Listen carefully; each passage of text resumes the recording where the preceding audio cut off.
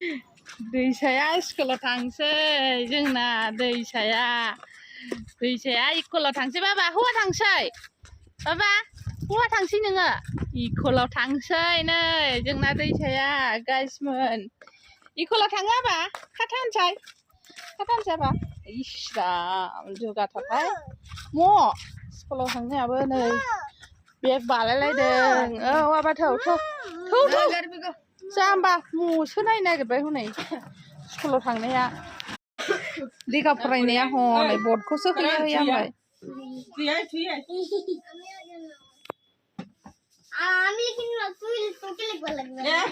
दे बाबा लिरदो दे ओइ सैसिनद' आबाबो पेन्सिलाबो माबा फट' खेबना हरग्रोजाबाय नोंदां फट' खेबनानै